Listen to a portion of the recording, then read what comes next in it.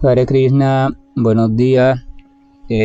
Por favor, vayan recibiendo la bienvenida y el agradecimiento también por estar dedicando un poco de su, de seguro siempre importante tiempo a participar acá en la llamada. Y entonces yo estoy aquí organizando todo, ya estoy listo y vamos a recordar siempre mantener los micrófonos cerrados para tratar de evitar algún tipo de interferencia que venga de otros lugares que diferentes a este. Entonces que estemos listos para iniciar la cuarta parte de una charla que ha sido extensa pero importante y que es medular porque si no se comprende bien este asunto, entonces siempre la mente podrá caer en ciertas dudas que vendrán a ser grandes obstáculos en el restablecimiento de una relación transparente y veraz con la suprema personalidad de Dios, y por tanto nuestro avance espiritual se verá menguado. En el encuentro anterior o en la charla anterior, por favor, y quien no la haya escuchado que la escuche, porque en esa charla se encuentra la base para esta cuarta parte. En la charla anterior llegamos a una conclusión, o sea, planteamos o propusimos el análisis que nos permite llegar a la conclusión lógica basada en argumentos de las propias autoridades serias de que Dios, o sea, la autoridad suprema, por encima de quien no hay nadie, ni siquiera a su altura o igual que él hay nadie tampoco. O sea, ese Dios no tiene ni puede llegar a tener una relación directa con el sufrimiento que puede experimentar la criatura en el mundo material, así como tampoco tiene ni puede llegar a tener una relación directa tampoco con el gozo de tipo material que la criatura pueda experimentar en su experiencia de vida material, o sea, en su identificación con la energía material en sus diferentes formas y combinaciones. Si intentáramos hacer una síntesis de cómo fue que llegamos a esa conclusión, entonces, por ejemplo, habíamos hecho un recorrido, tratamos el sábado anterior de desmenuzar o de entender cómo es que se produce el sufrimiento, dónde es que se produce, qué es lo que interviene o los posibles agentes estimulantes que intervienen en su surgimiento. O sea, todos los elementos que conforman directamente lo que llamamos sufrimiento y gozo. Y habíamos dicho que primero la experiencia de sufrimiento se vive en el cuerpo y la mente material. O sea, se vive aquí. En este mundo material, la criatura está identificada con un cuerpo y una mente material, o sea, constituidos por elementos materiales y también por subproductos o resultados de la interacción entre esos elementos. Eso se llama cuerpo-mente. Y entonces en ese cuerpo y en esa mente es donde la criatura se experimenta sufriendo. Ella no se experimenta sufriendo en sí misma, sino en el cuerpo y en la mente. Hay un movimiento en el cuerpo o en la mente que resulta no agradable para su propia constitución, o sea, la propia constitución del cuerpo y la mente, y a eso le llama a la criatura sufrimiento. O sea, sucede en el cuerpo y en la mente. Que este cuerpo y esta mente son completamente materiales, están hechos de energía material en diferentes formas de presentación y combinación. Habíamos dicho que ese sufrimiento de experiencia se vive allí en ese cuerpo y en esa mente debido a la interacción de ese cuerpo y de esa mente con algún tipo de elemento, material también. Y al hablar de esos elementos identificábamos tres, que son lo que las autoridades identifican, o sea, los propios fenómenos de la naturaleza, el clima, ¿verdad? La lluvia, la humedad, el frío, el calor, los terremotos, los tsunamis, todo, o sea, todo lo que tiene que ver con las cuestiones de la naturaleza, o sea, que suceden externamente al cuerpo y a la mente. La propia presencia o interacción con otras criaturas, o sea, los animales, los mosquitos, las fieras del bosque, un perro que me mordió, un parásito, una bacteria, y las propias cuestiones que provienen del propio cuerpo y de la propia mente. Los pensamientos, los recuerdos, las tristezas, las frustraciones o simplemente estados del propio cuerpo disfuncionales, como enfermedades y cuestiones así. Esas son las tres posibles agentes estimulantes o áreas desde las cuales proviene el estímulo que puede generar sufrimiento o gozo en la criatura. Y entonces llegamos a la conclusión que esas tres áreas son también, las tres pertenecen al mundo material, o sea, son de constitución material. Y por último habíamos visto que para que esas áreas entren en contacto con la criatura, con el cuerpo y la mente y provoquen una sensación de disturbio, de sufrimiento, se necesitaba entonces de un canal que enlace, un modo, un mediador, un intermediario entre esa cuestión estimulante y el receptor donde ocurre el sufrimiento, y eso eran los sentidos, que eran o son también materiales. Los sentidos que están en el cuerpo, tanto los sentidos de la sensación, o sea, el del tacto, el del gusto, el del olfato, el de la visión y el del oído, que es las herramientas que tiene el cuerpo para entrar en contacto con lo que está fuera del cuerpo, incluso lo que está dentro del propio cuerpo. Sin los sentidos no hay posibilidad de que haya un contacto, una relación entre lo que es y lo que no es el cuerpo. Por tanto, están esos sentidos de la sensación, están los sentidos de la acción, o sea, los sentidos mediante el cual el cuerpo interactúa sobre el medio. O sea, los sentidos de la acción, como los brazos, las piernas, la lengua, los órganos genitales y los órganos de desecho, o sea, el ano y estas partes de acá. Y tenemos entonces también a la mente, que es realmente la semilla de todos los sentidos. Los sentidos no son más que expansiones de la mente. O sea, son como las extremidades de la mente mediante los cuales la mente recibe información y mediante las cuales la mente transmite información o tiene un comportamiento sobre el medio material. Entonces, si analizamos todos los sentidos como lo hicimos en el encuentro pasado, veíamos que eran materiales también, están hechos de energía material y pertenecen completamente a este mundo material. O sea, veíamos que todos los elementos que intervienen en la ocurrencia del gozo y el sufrimiento material, o sea, en este mundo, son todos, absolutamente todos, de naturaleza material. No hay ningún elemento analizado así fríamente que intervenga directamente en el sufrimiento que no sea material, ya sea material burdo, o sea, palpable, experimentable como estos sentidos directamente, o material sutil como la mente y todo lo que conforma a la mente. Entonces veíamos el sufrimiento, la experiencia de sufrimiento está hecha inevitablemente, provocada inevitablemente y experimentada inevitablemente desde la naturaleza material, absolutamente desde la naturaleza material.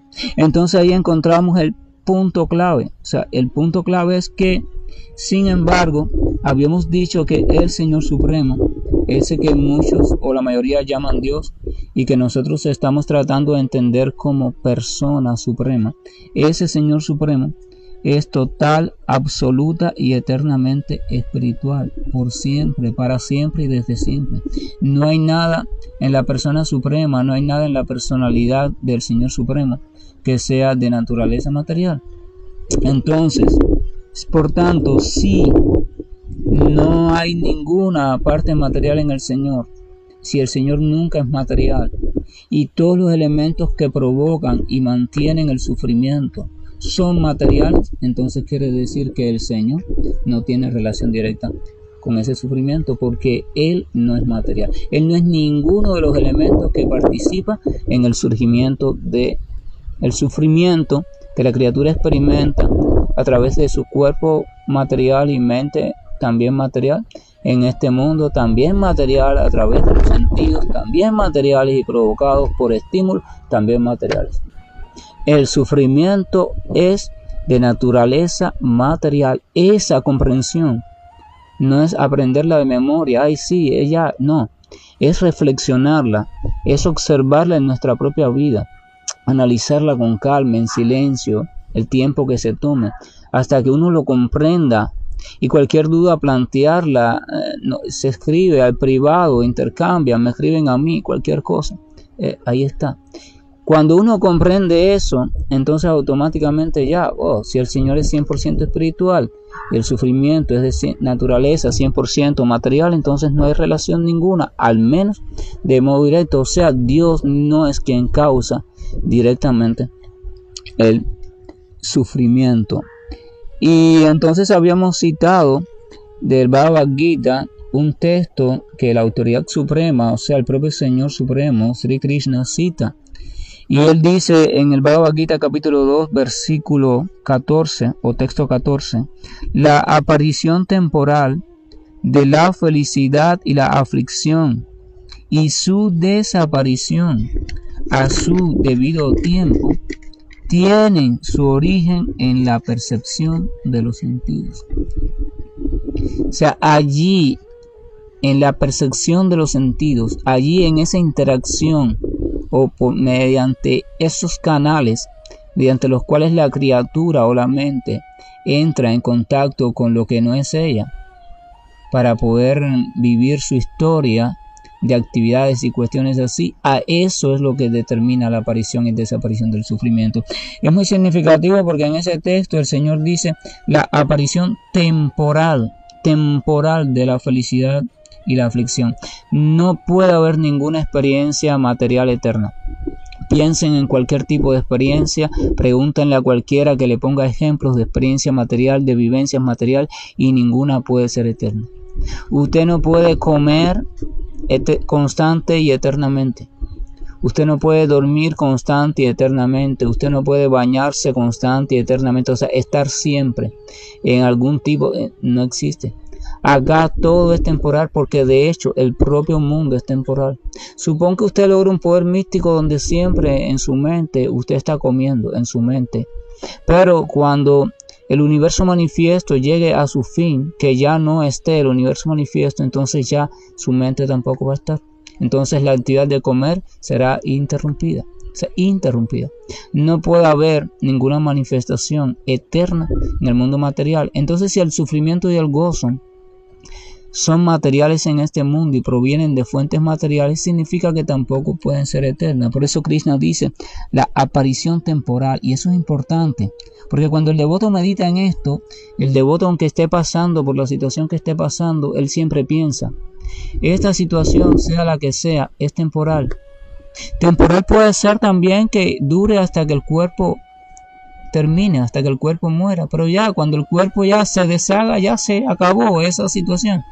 Así que lo único que tengo que hacer en última instancia es darle tiempo.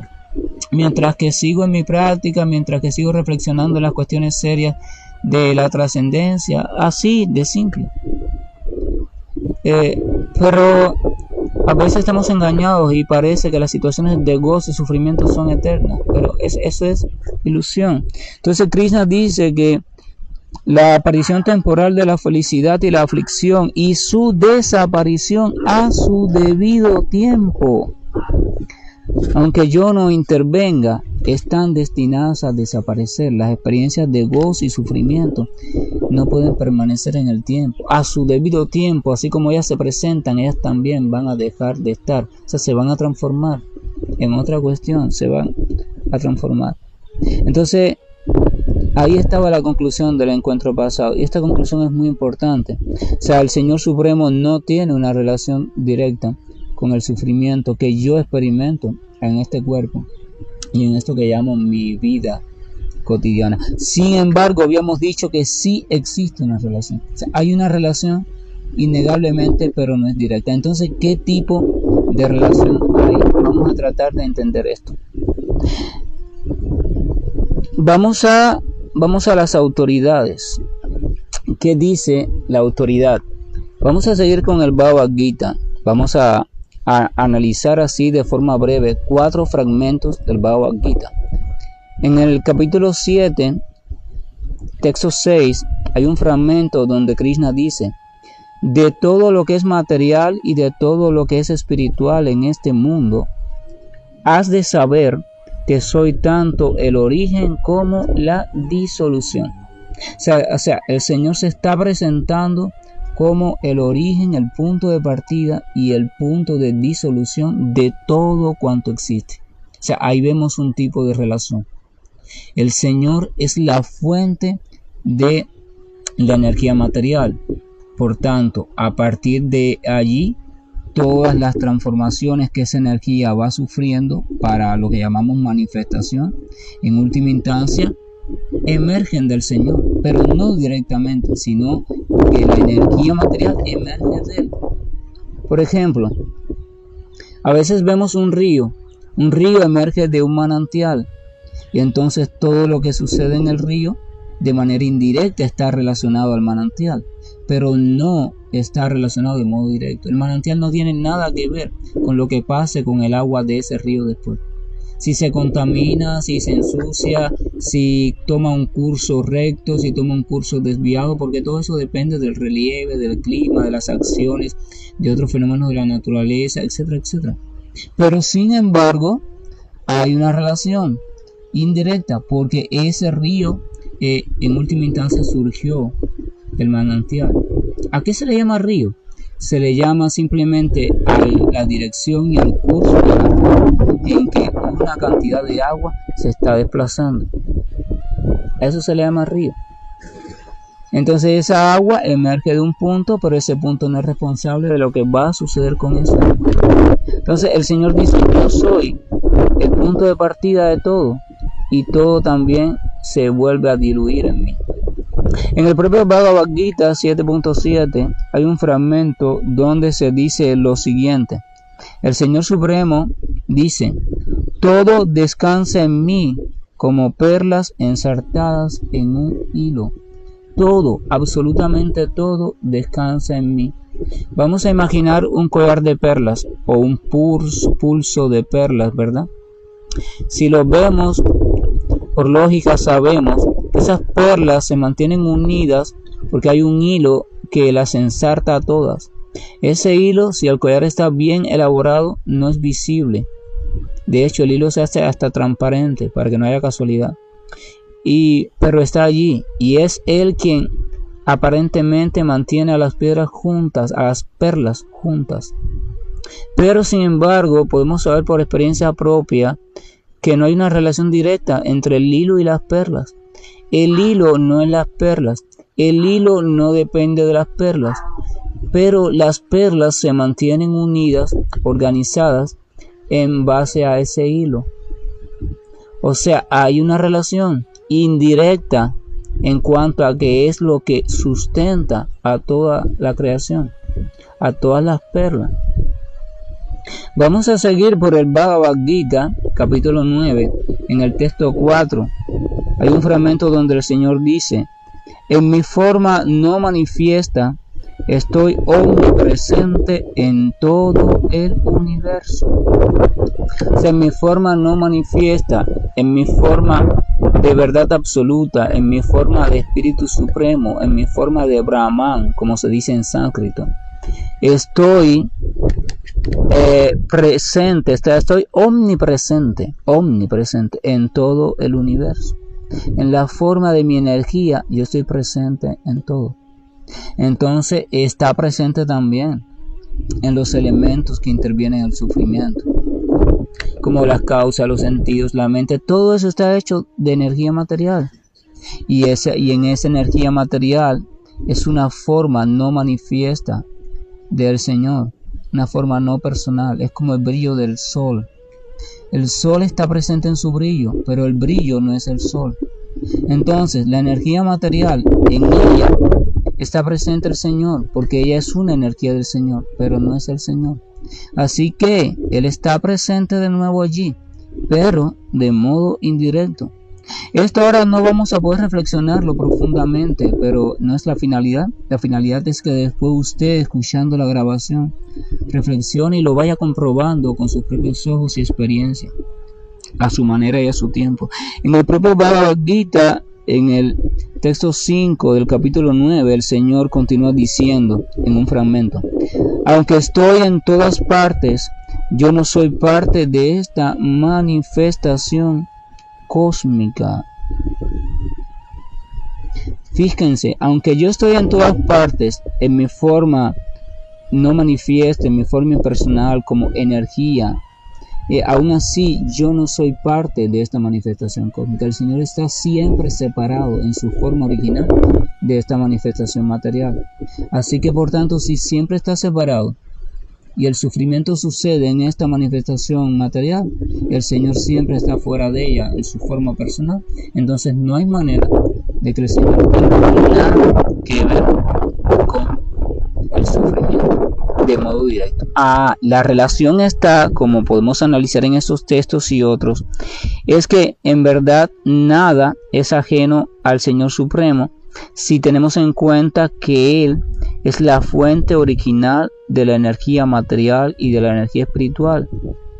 Pero Él no es la fuente directa de los diferentes elementos que surgen de las diferentes combinaciones de estas energías. Él es la fuente de esas energías, las fuentes de estas energías. Allí en la cantera de barro está el barro, la arcilla, y esa arcilla es la fuente, se podría decir de modo indirecto, de todas las vasijas y piezas artesanales que hace el alfarero. Pero sin embargo, no es directamente esa vasija, no tiene nada que ver con eso. El alfarero actúa a su modo después. El alfarero son las modalidades de la naturaleza material, la propia naturaleza material, el tiempo. O sea, son los alfareros que dan forma a este mundo material. Usando la energía material que surge del Señor. Pero el Señor no participa en este sentido. Entonces tenemos que comprender eso para poder entender este asunto. Ya pusimos el ejemplo del río. El ejemplo del río y el manantial es un ejemplo que todo el mundo puede acceder a él en su vida, porque la mayoría de las personas saben lo que es un río y la mayoría de las personas saben o imaginan lo que es un manantial. Vamos a poner otro ejemplo de relación indirecta. Por ejemplo, el ejemplo del acompañante de un enfermo. Vamos a suponer que una persona está enferma y debido a su enfermedad, esta persona se encuentra teniendo una serie de delirios. A veces, por ejemplo, hay una fiebre muy alta y hay personas que deliran, empiezan a hablar cosas, incluso ven cosas y responden a eso que están viendo, o sea, deliran. Otras personas por trastornos mentales, cuando están en crisis, también pueden tener delirios, alucinaciones.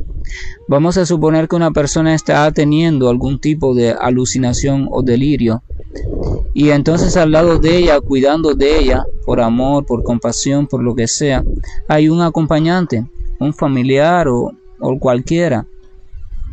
Entonces ese acompañante está siendo testigo constantemente del estado delirante que está teniendo esa persona, pero sin embargo no se puede decir qué es la causante de ese delirio, porque ese delirio está ocurriendo debido a que está sucediendo algún tipo de trastorno, o sea, algún tipo de funcionamiento anormal, temporal o a largo, o sea, más extendido en el tiempo, en el cerebro, en la mente de esa persona, en su cuerpo, que puede ser desde la presencia de toxina en exceso hasta un mal funcionamiento en los enlaces eléctricos del cerebro, hasta lo que sea, la alta temperatura. O sea, se puede entender, pero sin embargo el testigo está allí. El testigo está allí, está siendo testigo de la situación delirante. Hay una relación, pero es indirecta. Él no tiene nada que ver con la situación delirante. Todos nosotros, todas las criaturas en este mundo material, estamos en un delirio constante. Y a veces tenemos la dicha de tener momentos de lucidez muy pequeños. Pero volvemos a caer en el delirio, porque llevamos mucho tiempo contaminados, delirando. Entonces el Señor está allí como testigo en cada criatura. Él dice: yo estoy como testigo allí tranquilo, pero no estoy delirando. El acompañante no delira, pero él ve al que está delirando y siempre está pensando de qué manera puedo yo proporcionarle una forma de aliviar ese delirio.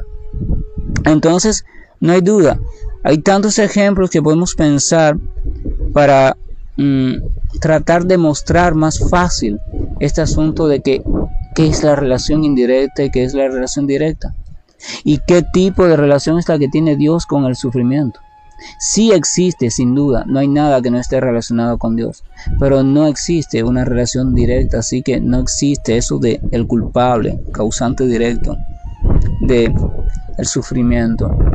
Entonces uno podría preguntarse, bueno, si el sufrimiento es de origen material y yo estoy ligado a esta naturaleza material por la ignorancia, por el apego, por lo que sea, y el Señor no es el causante del sufrimiento, sino la naturaleza material y este propio cuerpo y esta propia mente, estos sentidos, o sea, la naturaleza material está llena de semillas de sufrimiento. Ya eso lo vimos en el primer encuentro. ¿Qué significa esto? Significa entonces que yo, la entidad viviente, la criatura, estoy destinada a sufrir por siempre. ¿Es acaso eso? O sea, no hay remedio. ¿Es acaso eso? Vamos a ver esta cuestión. Vamos a recordar que sí, o sea, hemos visto que el sufrimiento en todo sentido es material, tanto en su causa como en los espacios donde se experimenta. Pero también hemos visto que la entidad viviente o la fuerza viviente, lo que llamamos la vida en sí, sin olvidándonos de sus manifestaciones, la vida, la fuerza viviente, esa fuerza viviente no es material, porque no hay nada en el mundo material que tenga vida propia. Esa fuerza viviente es de naturaleza espiritual y habíamos visto que es parte, porción del propio Señor Supremo y es por tanto siempre y eternamente espiritual. Lo que sucede es que de algún modo está vinculada a la naturaleza material y está viviendo como propios los cambios que suceden en esa región de la naturaleza material a la cual ella está vinculada, llamada cuerpo y llamada mente. Vamos a la autoridad, no vamos a especular, vamos a la autoridad. ¿Qué dice? Señor Krishna Bhagavad Gita, capítulo 7, texto 5 dice: en el texto 4 él mencionó que la tierra, el agua, el fuego, el aire y el éter, la mente, la inteligencia y el ego falso forman por separado su energía material o su energía inferior, o sea, allí donde sucede el sufrimiento. Pero en el texto 5, o sea, el texto que le sigue, dice lo siguiente: pero has de saber que hay una energía mía, o sea, hay otra energía que es superior a esa inferior, o sea, es superior a la material, y que consiste en las entidades vivientes que están explotando los recursos de esa naturaleza material inferior. O sea, en este mundo, además de la energía material, hay chispas de energía espiritual. Y esa energía espiritual es diferente e independiente realmente a la energía material. Y esas chispas son las entidades vivientes, la fuerza viviente que hay dentro de todo aquello que llamamos seres vivos. Esa chispa que no se puede ver, no se puede tocar, no se puede palpar, no se puede reconocer con instrumentos científicos materialistas. Esa chispa es mi energía superior. Están hechas totalmente de energía espiritual. Pero esa chispa de algún modo está intentando, por su condición de delirio, de disfrutar de la energía material. A veces un chico, eso le ha pasado a todos los chicos, a la mayoría, a mí me pasó muchas veces, se sentía atraído por una chica y entonces le gustaba por diferentes motivos, lo que sea, ya sea su cuerpo, sus ojos, su cabello o el deseo hacia ella, que viene en el instinto básico de este cuerpo material. Y entonces uno intentaba, y entonces si de verdad, como se dice por lo menos en Cuba, si de verdad uno estaba atrapado, si uno había quedado enganchado a esa atracción, uno hacía cualquier cosa porque estaba en el delirio de querer disfrutar de ella.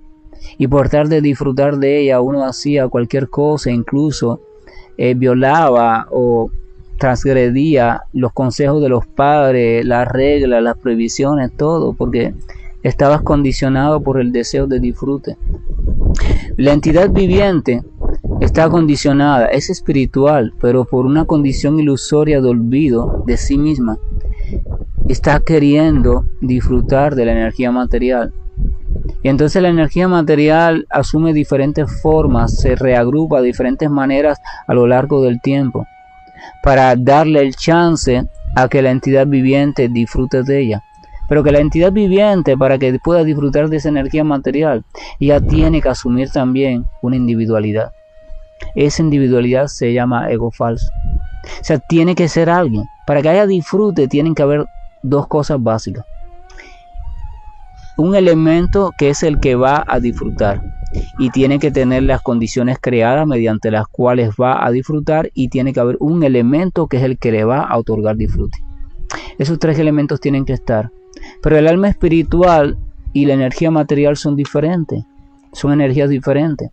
Entonces hay que hacer un puente intermedio que más o menos vaya de lo sutil a lo burdo y sirva como intermediario entre la energía material y la energía espiritual. Ese puente intermedio comienza con el ego falso, después se transforma en mente, después se transforma en sentidos, y así, hasta que se forma lo que conocemos como vida material. Pero entonces, lo que mantiene unido a ambas cuestiones es el deseo de goce de la entidad viviente, que es normal en la entidad viviente, es normal que la entidad viviente quiera gozar, pero ese deseo de goce está siendo dirigido o está queriendo realizarlo en la energía material. La entidad viviente, literalmente confundida por su propia ilusión, ha creído que la energía material es la energía espiritual y está tratando de gozar de ella, y para eso asume la identidad que haya que asumir, el rol que haya que asumir, viola lo que haya que violar. Pero no es solo eso, su propia pasión desenfrenada lleva a que violente a la energía material, porque no es que la entidad viviente está disfrutando organizadamente, no, ella quiere aprovecharse, ella se está creyendo dueña de la energía material. Por eso estamos destruyendo el mundo.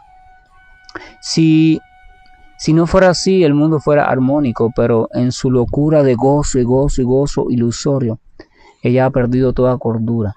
Entonces, en ese sentido, ella tiene que experimentar inevitablemente, porque cuando ella asume y se identifica con un cuerpo material en específico, que no es más que la manifestación de todos sus deseos, necesidades, anhelos, etcétera, etcétera, etcétera, ella queda sujeta a condiciones materiales, como vimos en la primera charla.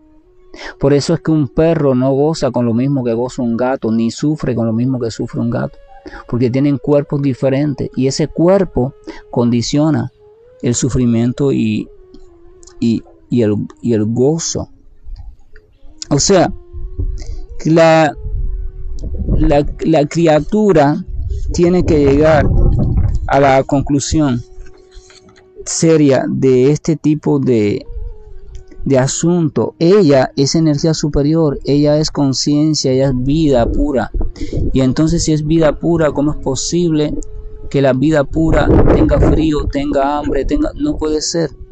Si yo lo estoy experimentando, sí, es porque estoy experimentando las cuestiones del cuerpo y de la mente, no de la vida pura. Entonces, ¿cómo yo puedo ir poco a poco dándome cuenta de eso y ir experimentando esto?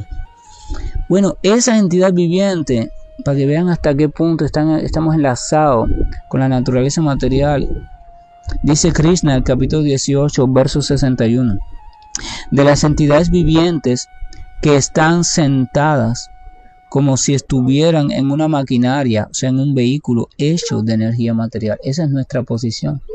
Pasajeros hipnotizados, dormidos, ilusionados, que nos hemos quedado dormidos dentro de un coche, estamos soñando tantas locuras, y en esas locuras y debido a ese sueño tenemos gozos, sufrimientos, pero en verdad no estamos más que sentados en el coche, estamos identificados así de simple.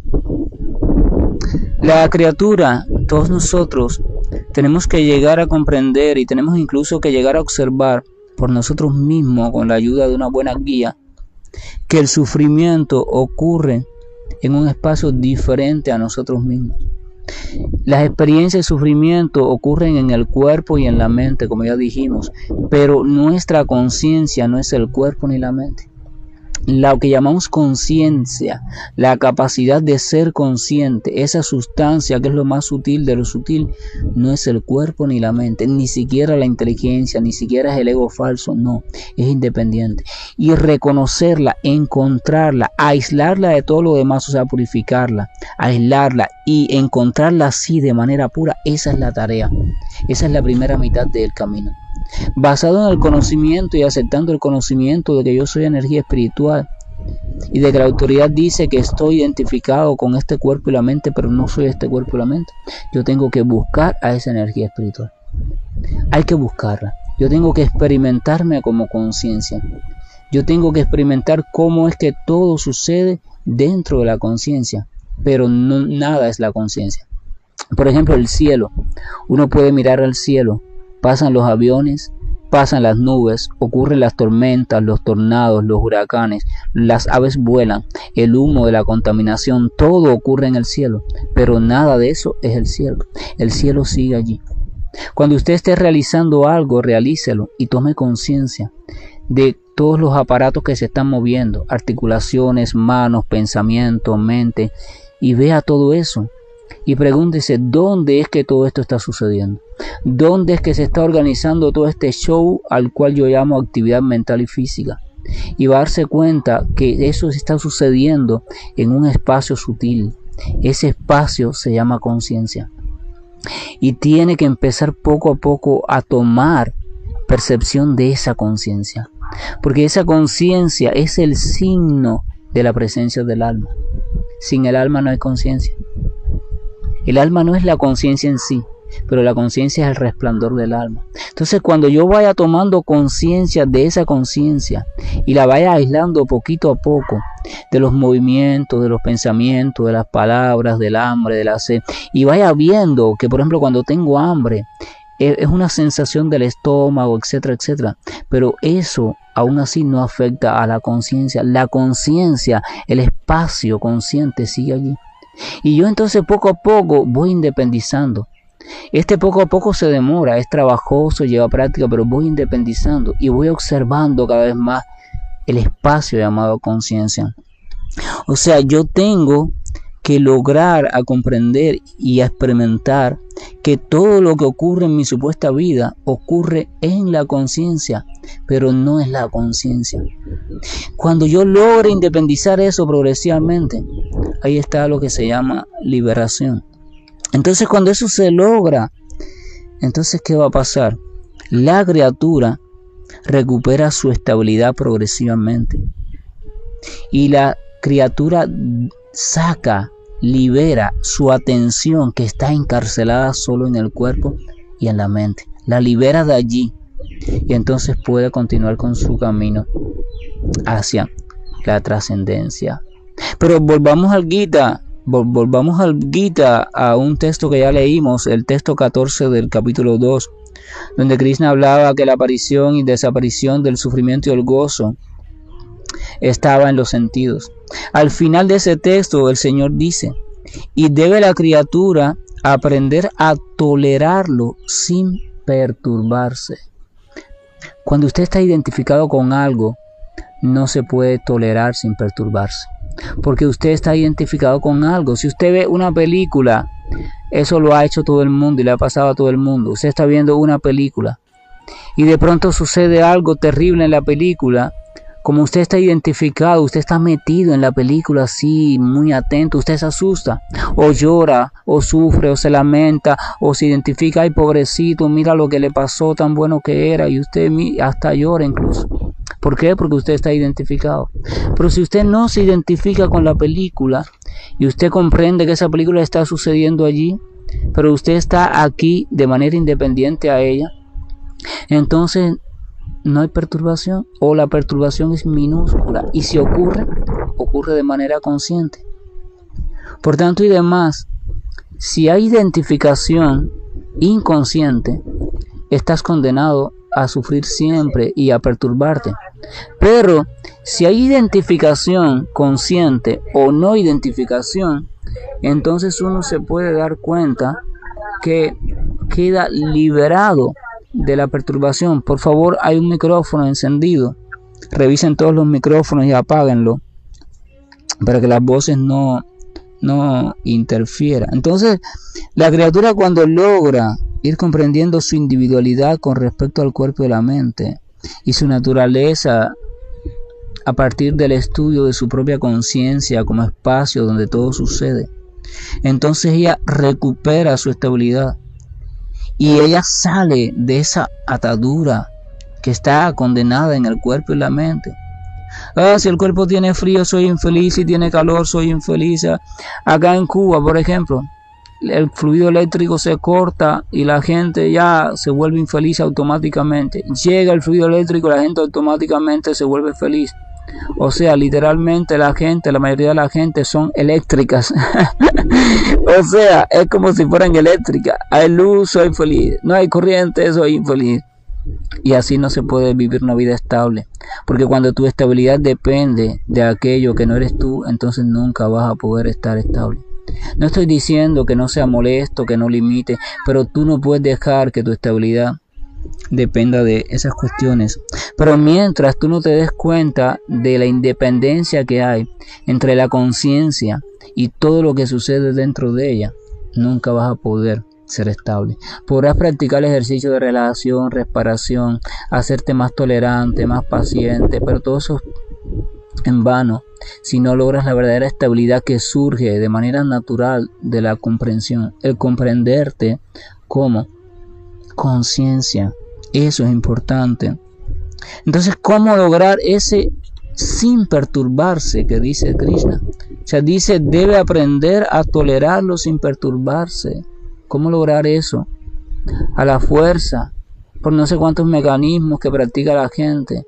Vamos a ver cuál es la propuesta de Krishna. O sea, ¿qué me está queriendo decir Krishna? ¿Dónde podría poner yo mi atención de manera tal que no me perturbe si aquí en este mundo todo es material, por tanto todo es perturbable? Entonces, ¿dónde quiere Krishna que yo ponga mi atención para que mi atención se mantenga estable y mi conciencia entonces se mantenga estable? No entiendo si aquí todo está sujeto a la perturbación. Vamos a la autoridad. No vamos a especular, vamos a la autoridad. Bhagavad Gita 7.14 dice: esta energía material en sus diferentes modalidades es difícil de trascender. O sea, esta confusión material. Pero quienes se han entregado a mí pueden atravesarla fácilmente. Quienes se han entregado a mí, o sea, Krishna, pueden atravesarla fácilmente. El Señor está dando pistas. O sea, el Señor se revela como el bote ideal para trascender estas condiciones de gozo y sufrimiento, para mantenernos estables en medio de esas dos inevitables condiciones de gozo y sufrimiento material. Quienes se entregan a mí. Entonces, ¿cómo me entrego a Krishna? Eso lo estamos viendo en los amaneceres espirituales. Por ahora ya tengo una propuesta. El Señor aquí se me revela no como causante del sufrimiento, sino como lo contrario, bote para escapar del sufrimiento. Pero vamos a seguir con la autoridad. Vamos de nuevo al capítulo 7, texto 15, dice: pero a quienes la ilusión les ha robado el conocimiento y la inteligencia, esas personas nunca se entregan a mí. Quien sigue ilusionado con querer disfrutar del mundo material, querer explotar a la naturaleza material a su antojo, pensando que ahí está su verdadero gozo, ese nunca se entrega a Dios, porque está confundido por la ilusión de disfrute. ¿Cuántas veces en nuestra propia vida no hemos estado ilusionados con determinadas cosas? Un cargo nuevo en el trabajo, un auto nuevo, y pasamos un tiempo en esa ilusión. En Cuba se le dice de la siguiente manera: oye, se te ha subido la nueva responsabilidad para la cabeza. O sea, ahora después que eres director de piso, de tu empresa, tú hablas diferente, caminas diferente, te expresas, o sea, se te ha subido el cargo para la cabeza, ¿verdad? Eso se llama ilusión. Hasta que después la criatura, si tiene suerte, reacciona y dice, caramba, ¿qué estoy haciendo? Estoy perdiendo mis amigos, esto, ¿verdad? Entonces, ¿qué pasa? Si analizamos con cuidado, podemos comprender que debido a que ya estamos enredados en el mundo material y en todas sus cuestiones y en sus identificaciones, cosa que es normal, nadie se sienta mal por eso, todos estamos así, enredados y ya, listo, por lo que sea, los errores están hechos, están cometidos, ya no hay que culparse por eso. La realidad es esta: estamos implicados en este mundo, estamos identificados con un cuerpo material, con sus limitaciones, con sus cuestiones. Ya eso, ya no hay que culparse por eso. Pero tenemos que estar conscientes que debido a ello, necesariamente vamos a tener que aceptar y asumir una cierta cuota de gozo y de sufrimiento que vienen con el propio cuerpo. Ya lo vimos en el primer encuentro, gozo y sufrimiento están allí siempre. Hay que aceptarlo, esa es la primera cuestión. Ya estoy enredado aquí, ya estoy enredado. Tengo que aceptar. Si ya estoy en el polo norte, ya sea por error o por lo que sea, tengo que aceptar que voy a pasar frío. El frío está allí. Eso es inevitable. Pero lo que sí podemos hacer es prepararnos para trascender este tipo de vida condicionada. Y mientras lo hacemos, mientras nos preparamos, podemos aprender cómo ir viviendo en este mundo de tal modo que no sigamos creando más semillas de futuro sufrimiento. O sea, aprender un estilo de vida que no nos genere más sufrimiento para futuras vidas. Ya con el que tenemos pendiente alcanza. Entonces, ¿para qué generar más? Eso se llama dharma o vida dármica o conocimiento dármico. O sea, ¿qué es una vida dármica? Una vida dármica significa, no es nada místico, es simplemente llevar, aprender a llevar, adquirir el conocimiento para saber cómo llevar una vida que sea favorable, donde mis pensamientos, mis actividades, mis decisiones, mi estilo de vida, todo sea favorable, o sea, me traiga cosas buenas y no cosas malas. Claro, según el propio estado en el que se encuentre cada cual. Una vida favorable que esté estructurada y esté dirigida sobre la base del amor, el amor desinteresado, puro, y el real conocimiento, o sea, el conocimiento y el amor de Dios. Y fijar nuestra atención en aquel que siempre está fuera de toda ilusión y por tanto fuera de todo sufrimiento, o sea, en el Señor Supremo. Eso es una vida dármica, una vida favorable basada sobre el amor y el conocimiento del Señor Supremo y con nuestra atención cada vez más fija en el propio Señor, recordando que Él siempre está fuera de toda posibilidad de sufrimiento. Pero vamos a la autoridad, no vamos a despegarnos ni un momento de la autoridad. En Bhagavad Gita, en el capítulo 18, el texto 57, Krishna dice, escuchen esto, dice, en todo depende de mí, o sea, en todo aprende a depender de mí y actúa en todo bajo mi protección o mi refugio, en todo. De esa manera, o sea, si logras hacer eso, entonces mantente siempre consciente de mí.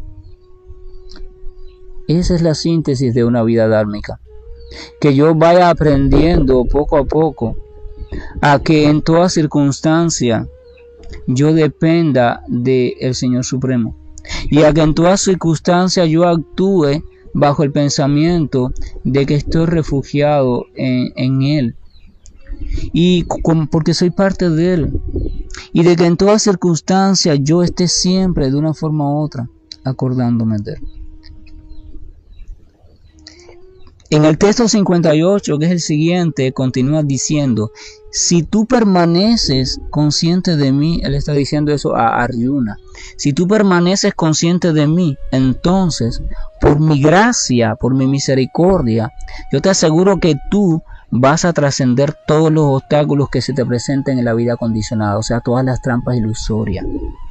Pero también te advierto, si no actúas consciente de mí, sino que te dedicas a actuar guiado por tu propio ego falso y tus identidades ilusorias y tus cuestiones, entonces te aseguro estarás perdido.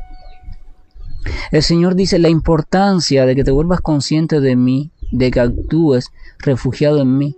Es que si no lo haces, tendrás que actuar guiado por tu ego falso, y tu ego falso está loco, está a oscuras, y por tanto te va a guiar hacia más sufrimiento y más esclavitud en este mundo material. O sea, vida dármica significa irme integrando a un modo de vida donde voy a actuar cada vez más en relación al Señor, más consciente de Krishna.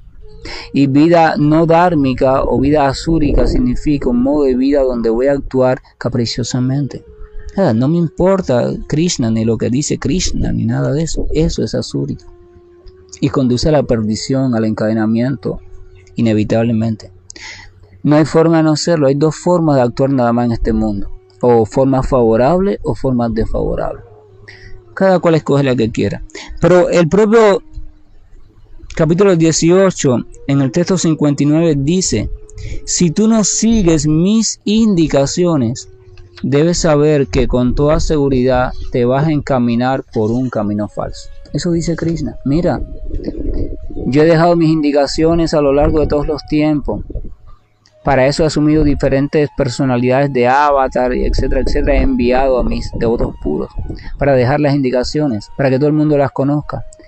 Si no actúan conforme a ella, lo siento, pero yo no voy a poder hacer nada porque se van a encaminar por un camino falso.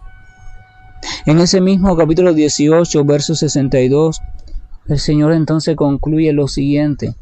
Mira, esta es la conclusión.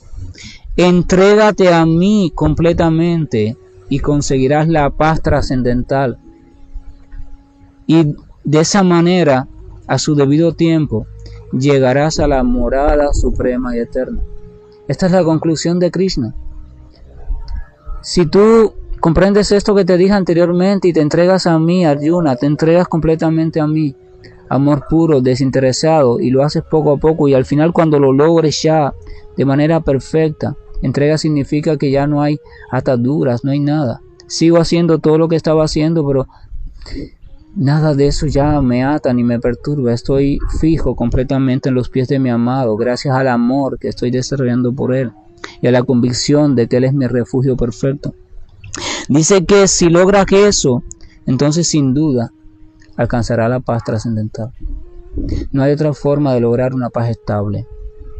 Se puede lograr la paz temporal, pero no la paz trascendental mediante trucos de la mente, relajación, mudras y esas cosas, no.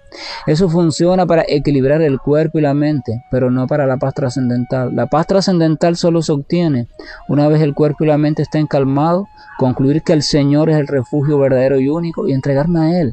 Concluir que Él me ama y entregarme a Él. Concluir que no hay forma de ser feliz de manera estable en este mundo material y ni guiado por mis caprichos y entregarme a Él. Así de simple.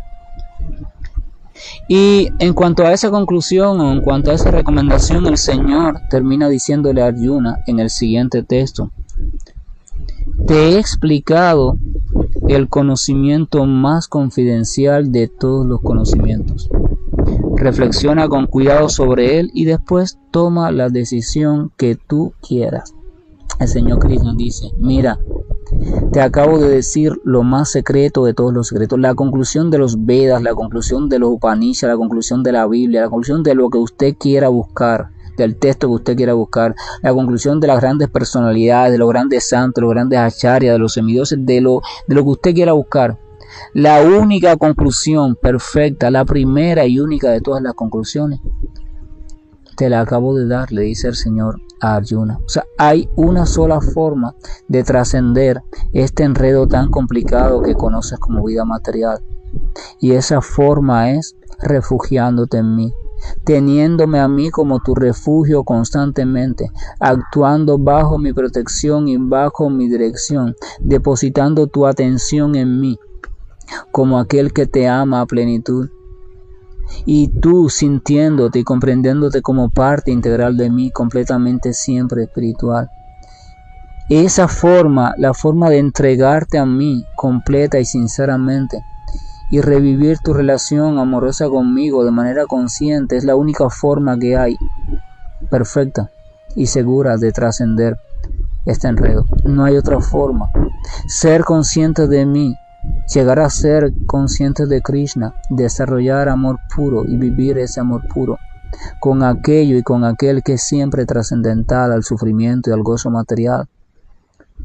Esa es la única manera que nos permite la paz trascendental y nos permite a su debido tiempo recobrar nuestra existencia en el plano también trascendental, que es nuestro plano original. A no ser que usted sea devuelto a su plano original, nunca va a poder ser feliz. A no ser que el pez sea devuelto al agua, o que el tigre sea devuelto a la selva, o que el ave sea liberada de la jaula y devuelta a los cielos abiertos y libres. A no ser que la criatura sea devuelta a su plano original, no puede ser feliz. Puede ser tener momentos de alegría, de sufrimiento, pero no puede ser feliz. Eso también hay que comprender. Entonces aquí tenemos la conclusión. Esta es la conclusión de las 4 charlas. Si fuéramos a hacer una conclusión, sería la siguiente, o al menos una propuesta de conclusión.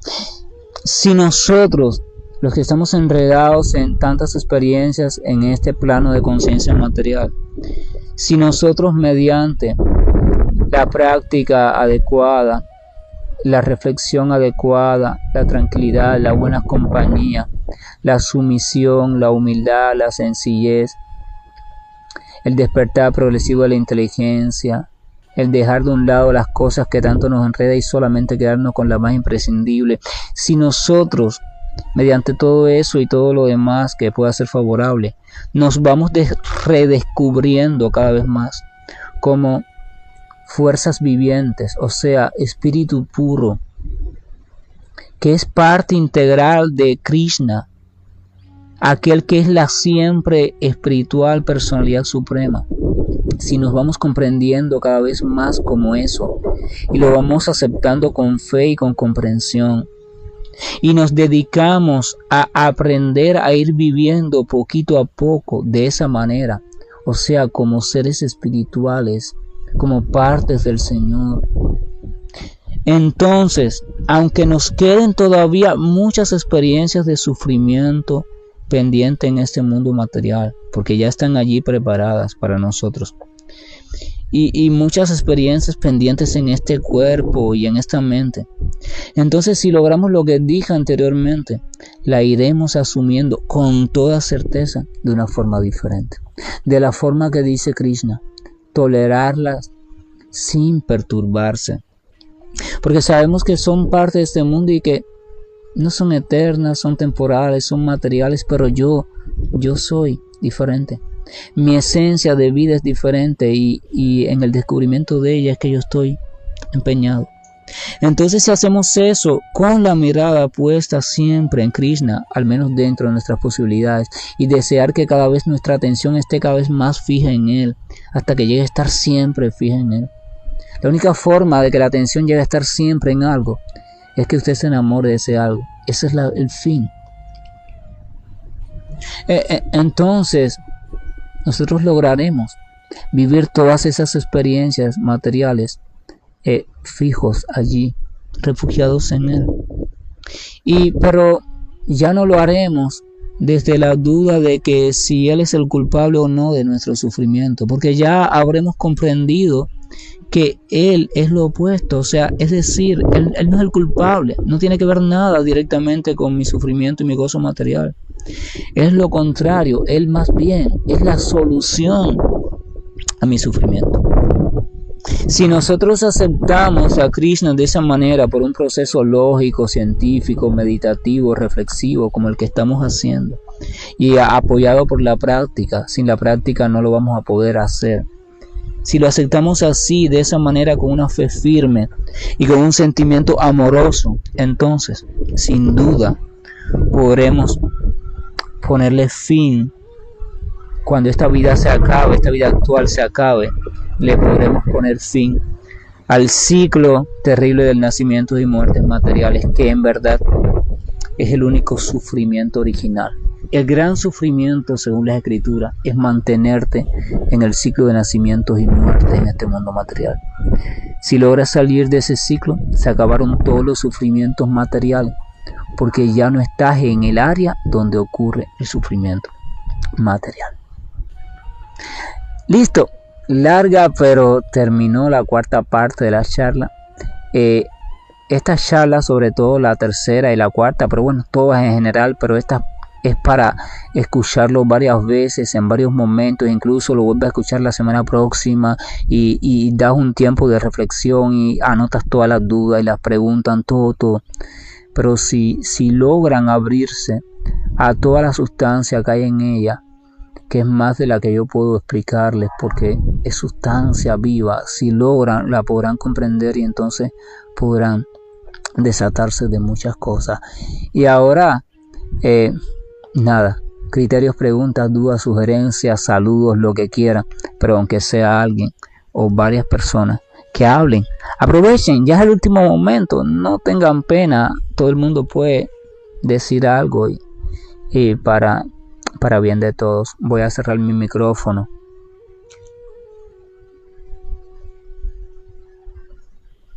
Quiero dar las gracias, definitivamente ha sido magistral y me ha parecido hermosísima, unas conclusiones que verdaderamente me han llegado a esclarecer tantas cosas y solamente agradecimientos para ti de tener esa capacidad de explicarnos con palabras de verdad que podemos llegar a vivir al Supremo y empezar a trascender todo este plano material. Gracias.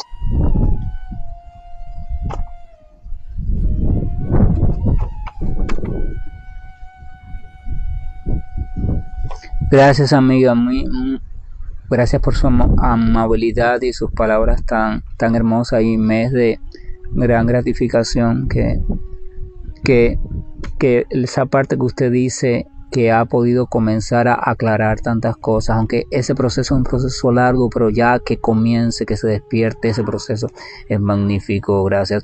Otra persona, por favor.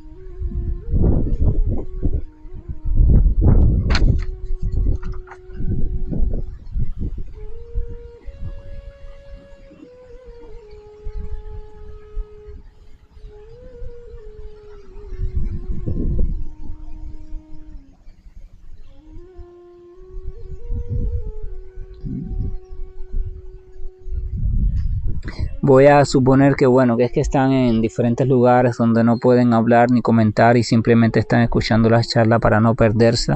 Así que entiendo perfectamente. Un criterio que les quería plantear, porque ya hoy terminamos con esta charla que fue para la que se creó este grupo.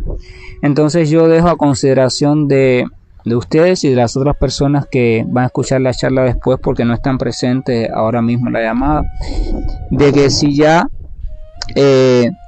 creen conveniente que se disuelva ya el grupo, se cierre este grupo, o si alguno de ustedes quiere o está interesado en que continuemos con algún tipo de este tipo de modalidad de charla y tiene algún tema específico que quiera proponer para analizarlo, claro, en charlas más cortas, o sea, en charlas de una sola llamada, pero temas que estén dentro de sus dudas o estén dentro de algunas cuestiones en las cuales ustedes todavía sienten que necesitan un poco más de claridad. Y entonces así creo que sería mucho más dinámico, porque así yo estaría respondiendo o trabajando en función de las necesidades de ustedes. O simplemente creen que ya no es necesario y bueno, diluimos el grupo y ya se termina esta cuestión de la charla. Alguien, por favor, que me dé su criterio personal, no es el de todo el mundo, pero bueno, cada cual tiene su propio criterio, o después me escribe por privado igual: mira, Lashmina, yo considero que ya no es necesario seguir con la charla, o yo considero que sí, que sería útil y que, por ejemplo, tal tema, cuestiones así. Voy a cerrar el micrófono un momento. Hola, yo simplemente quiero agradecerte por tu presentación y tu esfuerzo. Y me gustó mucho, aclaró algunas cosas. Me gustaría saber si es posible, o si es posible para ti, hacer una presentación o una explicación o una charla acerca de nuestra relación con Dios o con Krishna, desde las diferencias que existen o pueden existir entre todos nosotros. Gracias.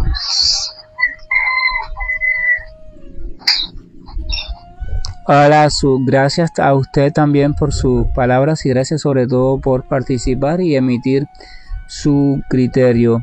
Sí, claro, genial. Perfecto, es una propuesta para un nuevo tema, una temática, o sea, voy a ver si la logré comprender bien. Usted está proponiendo hacer un acercamiento a la relación que hay entre las entidades vivientes y Krishna, o las entidades vivientes y el Señor Supremo, desde las diferencias que hay entre cada entidad viviente. A ver si entendí bien. Sí, correcto. Perdón. O sea, las diferencias entre cada entidad viviente, ya sea animal, vegetal, humana, del tipo que sea, y Dios o Krishna. Entonces, cómo cada uno se puede relacionar y desde dónde se puede relacionar, en qué forma se puede relacionar, y cómo cada persona puede ver a la divinidad de forma distinta.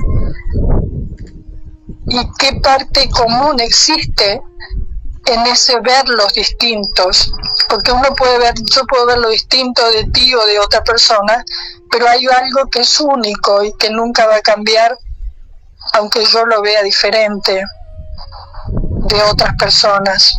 No sé si soy clara. Gracias. Le entiendo perfectamente. Ok, vamos entonces a quedar en eso, o sea, una propuesta de un tema, y vamos a preparar el tema, y entonces acá en este mismo grupo ya yo voy a anunciar, aunque debe ser, si el Señor lo permite así, para el próximo sábado, pero ya de hecho está inscrito dentro de las posibles temáticas. Muchas gracias por su propuesta y le entendí perfectamente. ¿Alguna otra persona que también tenga alguna propuesta o algo así? Por favor, mientras más propuestas hayan, más felicidad, porque entonces hay trabajo que hacer y hay servicio para mí, y eso es genial. O sea, ponerme al servicio de ustedes desde mi conocimiento imperfecto, pero siempre basándome en los que tienen conocimiento mucho más completo. Cierro el micrófono y para que otro hable si es posible.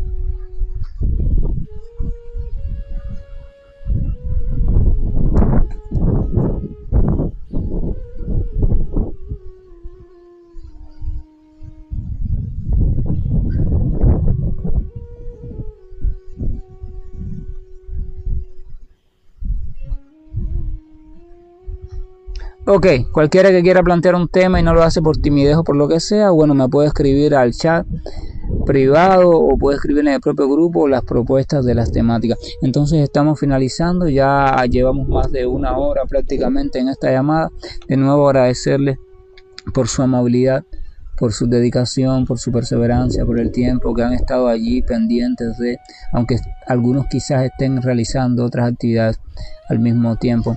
Que la gracia y el amor de nuestro amoroso Señor Supremo nos esté acompañando constantemente, y que esa gracia y ese amor esté creciendo también constantemente en nuestros corazones, para que podamos de una forma progresiva pero segura ir divisando todo aquello que antes nos era tan opaco y oscuro o confuso e ilusorio, porque debemos recordar que sin la gracia y sin la misericordia del Señor Supremo es imposible comenzar el proceso de abrir los ojos en verdad. No se puede abrir los ojos en verdad sin la gracia del Señor Supremo y del Maestro Espiritual genuino. El texto en sánscrito dice: Om Akhyana Timirindasya Akhyana Jana Salakaya Chaksurum Militam Jaina Tasmai Sri Gurave Namaka. O sea, yo nací en la más oscura ignorancia y mi maestro espiritual me abrió los ojos con la antorcha del conocimiento, y a él le ofrezco mis más profundas reverencias. Entonces, sin la misericordia y la gracia de las grandes almas representantes del Señor, las fidedignas, las auténticas, y por tanto la misericordia del propio Señor, debemos comprender, no hay posibilidad de ver la verdad. Hare Krishna, complacido y feliz, y estoy finalizando la llamada.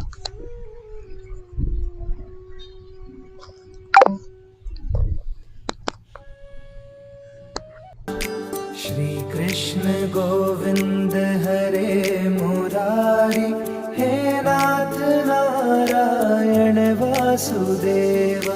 Shri कृष्ण गोविंद Hare मुरारी, hey Nath नारायण वासुदेवा। श्री कृष्ण